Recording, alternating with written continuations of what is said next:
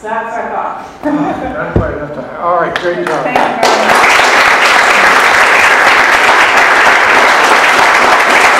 We'll take a few moments to do some debriefing. Councilor, why don't you do that first?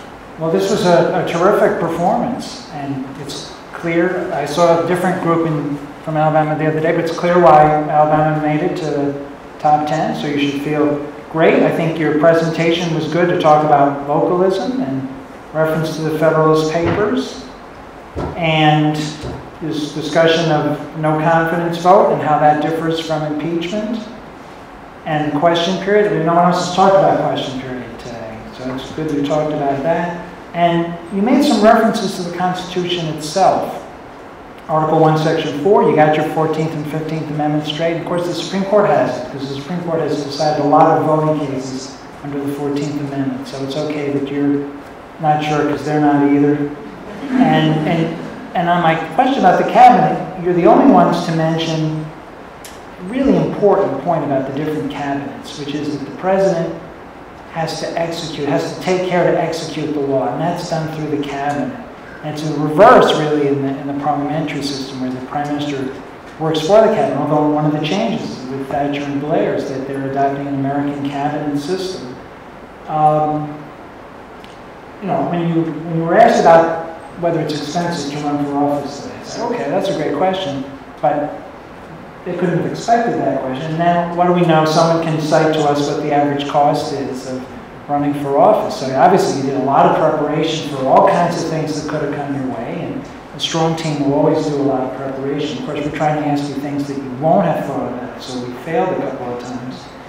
And one of the interesting things that came out because of just how you knew your local congressman, we hadn't thought about really, but that question about self-interested voting is, what if your constituency is the next constituency that you're interested in running and not your current constituency? So that was a very interesting point.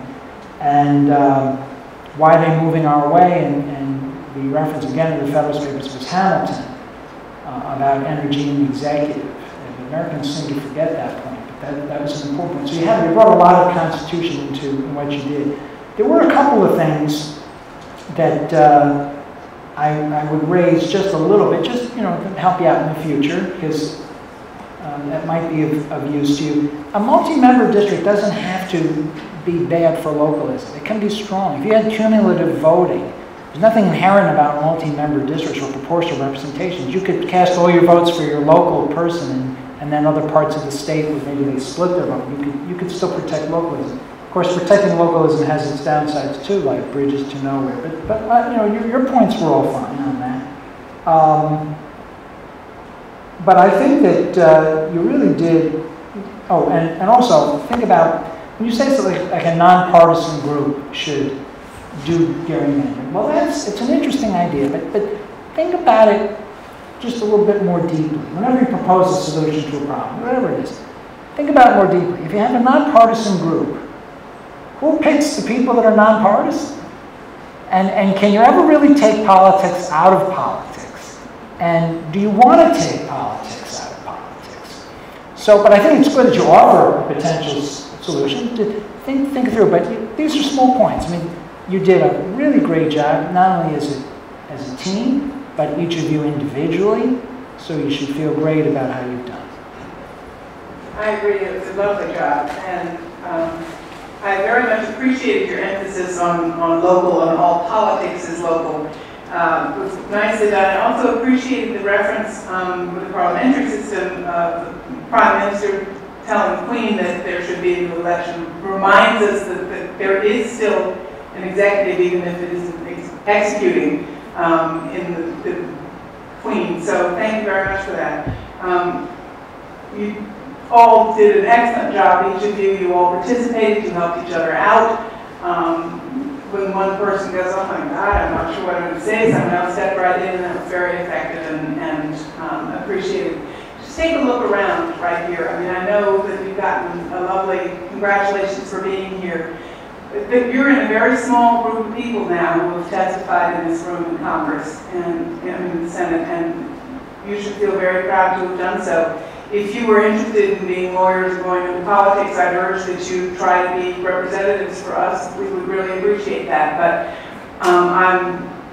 I don't need to, because I know what we'll have is three really wonderful citizens in Alabama talking to all of your colleagues and telling what they need to know, and they'll be good voters themselves. So thank you very much. You did a really great job. I really appreciate it.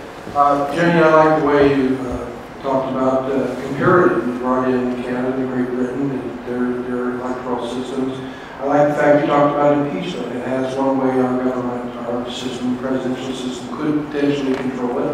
There have been a couple of examples of that, as you will know. Article, and then you mentioned the specific Article 2, Section 4 of the Constitution.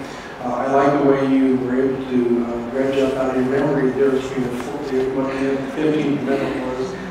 Congratulations on that. And your discussion of the McCain-Feingold, oftentimes more like Swiss cheese legislation. There are a lot of holes in it, but there was an attempt to try to bring it about. And then the lawsuit, the Citizens United recent case, it shows you kept up on this. That's very remarkable. Alex, you are excellent at the Federalist Papers. I mean, my goodness, Hamilton 59, Madison 70. You managed to get all that in. Talking about the questioning period of the Prime Minister and how the Prime Minister can be held somewhat accountable. But we also talked about the idea of our fixed terms. And that in itself you can go on and on. But I like this. I like your discussion on it. And Brett, also your very fine discussion of the Voting Rights Act of it's the amendment in 1982 of the Voting Rights Act of 65. Section 2, and I like the way you discussed that, and you were, and I thought I'd catch you off guard about the size and how many representatives, and you were right on the mark on that. So, and how much it was spending, and it's really much the case. The reason I mentioned the Gomillion versus Lightfoot case, and we have to go back in the case out of Illinois, Colgrove versus Green, where Justice Felix Frankfurter ruled the 14th Amendment that political gerrymandering is not justiciable. It was a political question. So when it got to the case of Gomillion versus Lightfoot in 1960, he was in a box. He couldn't use the 14th Amendment, so he used the 15th Amendment, and then disregarded the 14th. When it comes to Shaw versus Reno, many people think that you shouldn't use the 15th Amendment because this is the majority-minority districts are, and in the case Shaw versus Reno is clearly based essentially on race. You brought that out in your opening statement. So there's a lot behind this, and we can't always get it out. Also, I'd like sometime along the line to make a distinction between the chief executive and the chief of state. And Great Britain has two. We have one. It's called the president. We embody it in one. The Queen serves as symbolic head, the head of state, and the chief executive, of course, the prime minister. And those are things, again, there's so much we can bring in. It's rich. We try to catch off guard, and I try to make my questions a little bit higher in order, and you're able to meet that. I was very pleased with it. You're well coached. Congratulations, and enjoy the rest of the day.